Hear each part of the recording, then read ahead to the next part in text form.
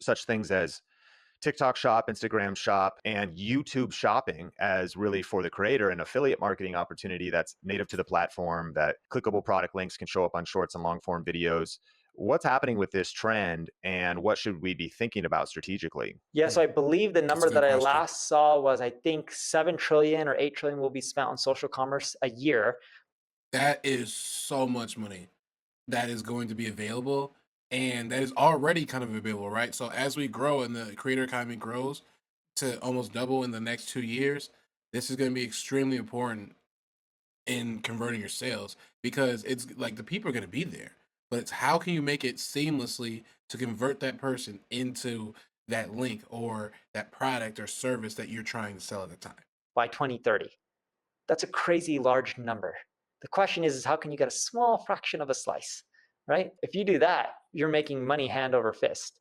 And what you want to do is focus creating content within a specific vertical Yeah. and then start monetizing. You can monetize by white labeling, doing affiliate stuff, making it easy for people to just sell products right then and there.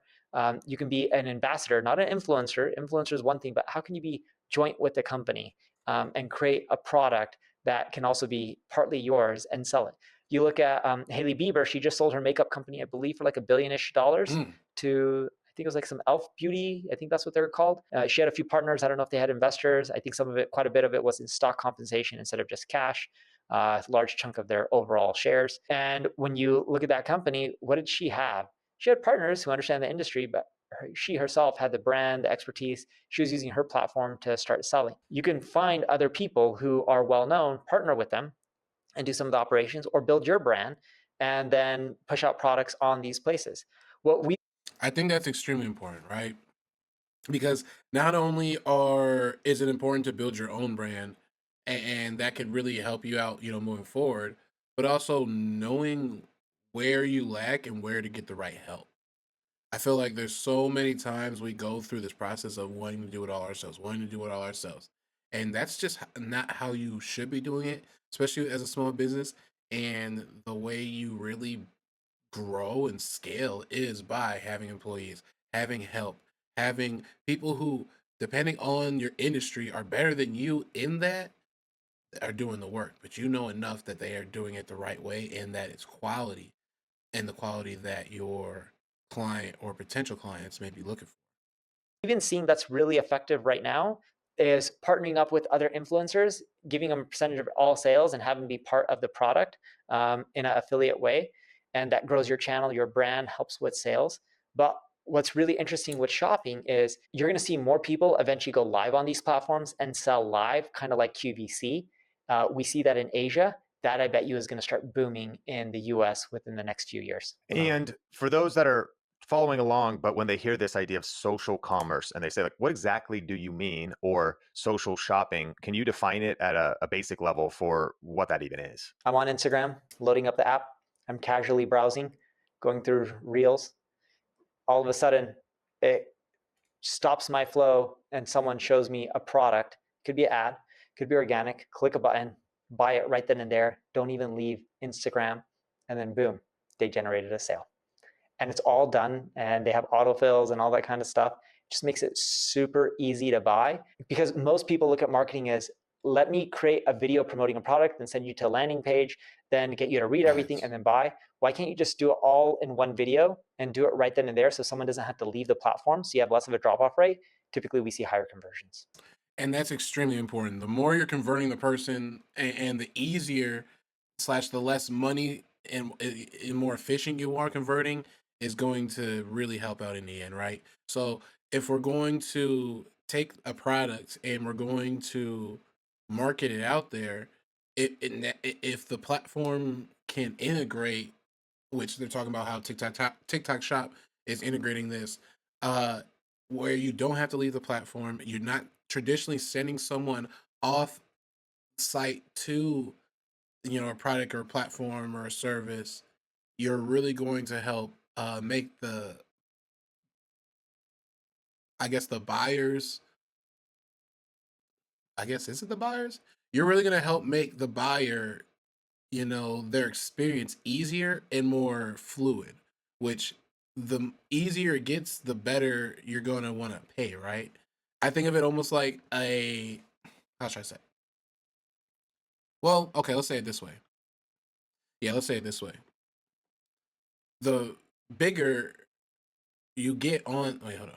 The bigger you get on there, the more people are going to want to see you, the more you're going to build your branding. And the easier you make it for someone to buy or grab something from your specific place, like on the TikTok shop, where they don't have to go outside of the shop to buy your specific product, placement, whatever it is, it's going to help because it makes the buyer's experience easier and seamless, which is more efficient, which is going to bring in more sales and bring down the cost of you personally having to spend more on like marketing and getting a customer in. So that says a lot about how social e-commerce is growing and how TikTok Shop is really kind of becoming a giant moving forward with social e-commerce. And if you're not on TikTok now, you're missing out on this opportunity, especially with your small business, but also as a creator, because it is an accelerator. And right now it is, and while we have it, it is probably one of the fastest ways for you to just get your face out there. A lot of times it's about recognition, especially with branding. And the more you're getting out there, the more people see you and trust you, and they build your trust, your content, the more they'll buy from you. So that's really how it's going to have to go. You really are going to have to want to put in that time because they're going to buy from you there. So, all right. Let's get back to it.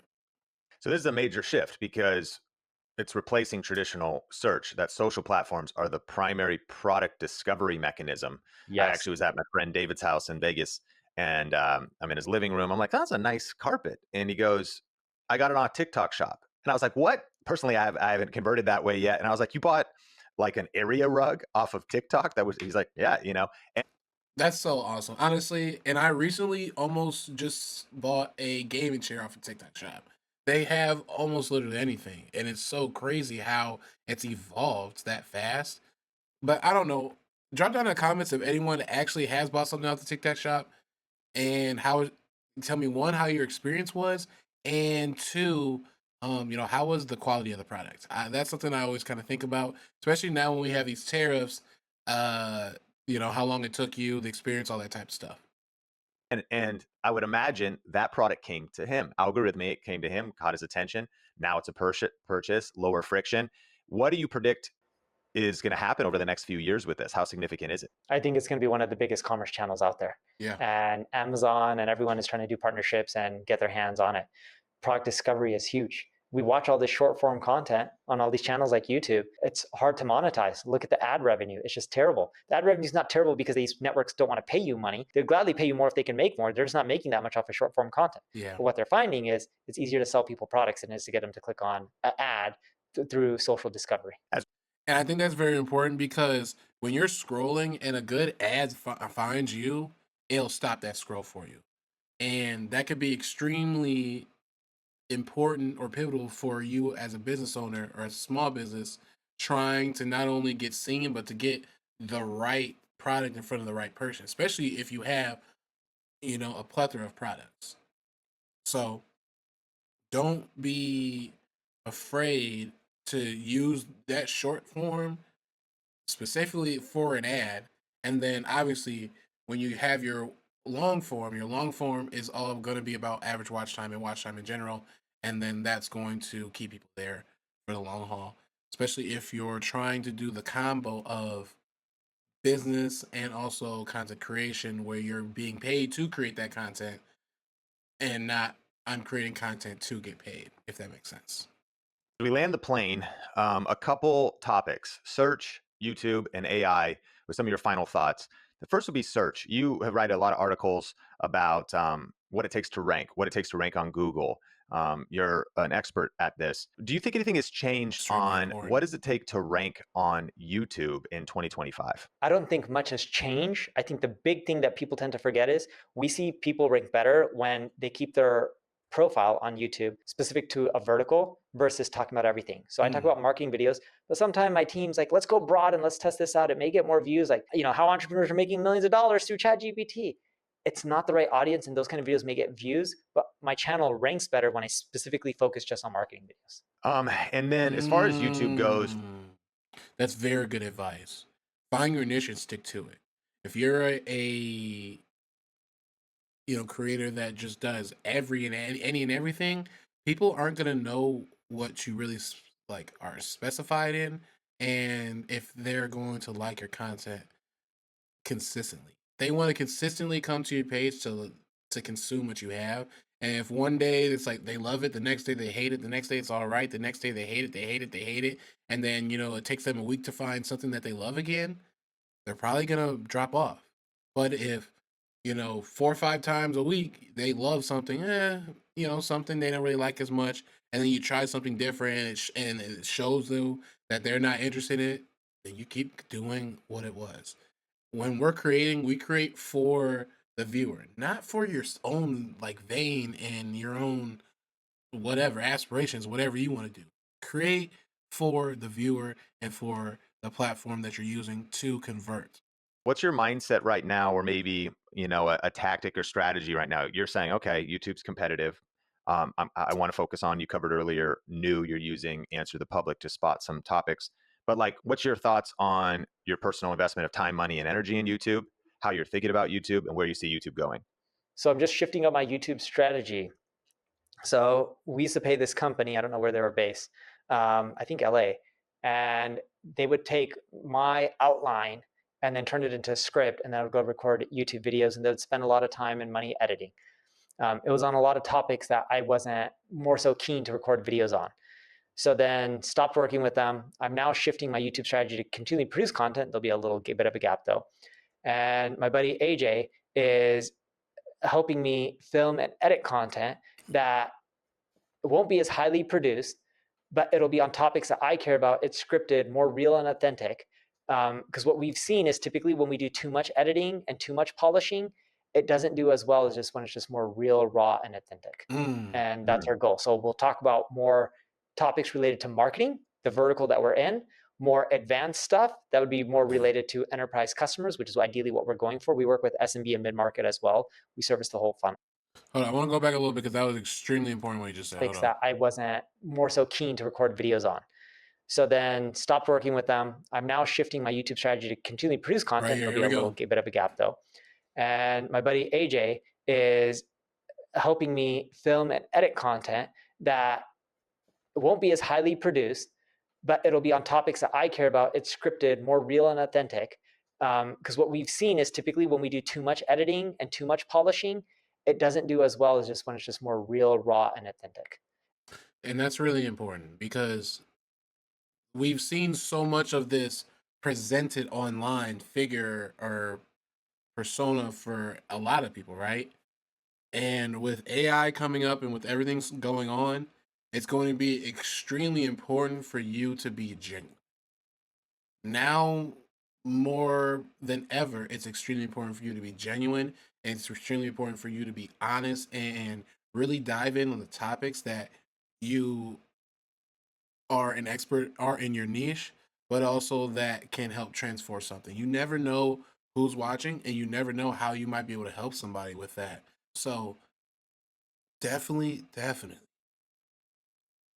create real, genuine, honest content that builds trust and credibility in your niche, and you will succeed. It doesn't matter how long it might take, because once the right person sees it or the right people see it, you're going to go where you need to go. So keep creating, but use the strategy and don't just push out anything. Push out something that's specific for your niche, that the people who want to see and are searching and looking for what you are giving in your product, your service, or your specific content, those people will find you, and then they will actually want to stick with you if it's good, because you are the type of creator they're looking for. And that's our goal. So we'll talk about more topics related to marketing, the vertical that we're in, more advanced stuff that would be more related to enterprise customers, which is ideally what we're going for. We work with SMB and mid-market as well. We service the whole funnel. And then we just go from there. And then AI, obviously massive. Do you think the average person is underrating AI right now? I think they're overestimating AI right now. I think Mm. people overestimate what it can do right now because people look at it as a magic wand in marketing that can solve all their problems. It can't. Go have it optimize your pay-per-click Really, nigga? campaigns or A/B test tons of images for Really, you. nigga? You're going to also get a lot of losses in there. Losses cost you money, right, when you're running A/B tests. But at the same time, I think people underestimate what AI can do for them in the future. It's going to do a lot more for them than they can imagine, from cleaning your house to getting your groceries. Like, it'll do a lot of things. It can probably end up eventually detecting what you're opening a handlebar for on your fridge, or you're opening a handlebar, who the person is based on your fingerprints, see patterns on what you eat, and provide that data to insurance companies so they can, and medical companies, to figure out how to make you more healthy and how much your coverage should cost for things like life insurance. That's so beautiful. And one thing I always say is, if you don't get behind AI, you will be left behind by AI, because this is where the world's going. And we as human beings, our nature is to make things easier for us. And with the use of AI, it's going to be easier in so many different ways, not only with business, but also with just almost every aspect of life. You can use AI to help better yourself. So don't be afraid. Get with the wave before it drowns you, basically. So I think AI will do way more for people than they're imagining in the future. But in the short run, people believe it can do everything, and it's not there yet. It doesn't mean the technology is not great. It's Yes. just they're overestimating it in the short run, underestimating it in the long run. And recently, there's been some leaked CEO emails, as you know, about AI agents. What is your take on? There was a memo from the CEO of Shopify. Mm. There was a leaked memo from the CEO of Fiverr. There was another CEO that was going to give a $20,000 prize to his team's AI agent competition. What is your take on what the average, what business owners, leaders, CEOs should be thinking in light of some of the headlines about job layoffs, AI replacing people, these types of things? I think people should shift their thought process to AI to HAI, humans combined with AI. How Okay. can you make your team more efficient and better at what they do, and allow them to focus on the stuff that really moves the needle versus boring, repetitive tasks that provide little to no ROI for a company, but yet they know they have to do those tasks. I think a combination of both is really where the world is going. And final question, and I want to hear a shout out to your stuff. What would you recommend for somebody that wants to train their team, personally get educated, to stay on the cutting edge and to figure out how to do exactly what you said? With so much information, it feels overwhelming. Yeah. How do you figure out this AI stuff? It is really overwhelming. There's always a new tool. You don't need to hop on the latest tool. If it gets traction, then go leverage it. But at that time, you'll know. You just be an early adopter, but you don't need to be the first adopter. What I recommend doing is either do this with your team or external team. And every Friday, have a call for 10, 15 minutes with a group of 3 or 4 people within your industry or within your own company, and talk about a cool thing that you did with AI and showcase it to people. It doesn't have to be a presentation. You can just share your screen. But if everyone starts doing that, you'll start learning cool ways people within your space or your department are using AI, and it'll give you ideas on how you can be better and use it within your daily basis to actually move the needle when it comes to your KPIs, like your key performance indicators, versus just using it. Because we see a trend of everyone using these AI technology, but it has nothing to do with their traffic, sales, revenue, or cost savings, or any of that. They're just, a lot of them are even spending more time using AI and becoming more inefficient when it comes to driving results for our organization. Genius advice and so much powerful, actionable insight today. Wow. That was really, really good. And not only really helps break down how to kind of use TikTok, but just really what's going to be next when it comes to social media and how it's trending. The age of followers being the only thing that matters is over with.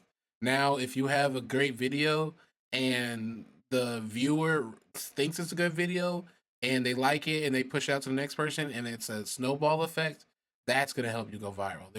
You can be a small, account and go viral, especially on places like TikTok. So don't lose out on your opportunity, y'all. And if I can give any advice to my former self, don't be like me trying to be like, oh, well, I like Instagram and I like this and I like that. It doesn't matter what you like. It matters where the viewers are and what they like. So go where they are.